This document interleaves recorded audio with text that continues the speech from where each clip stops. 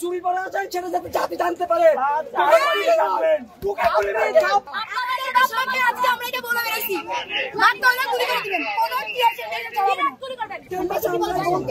আমরা কেন বলছি আমরা হয়তো গরিব, তো গরিবের পেটে লাঠি ছাড়া বড় লোকের আর কিচ্ছু কাজ নাই।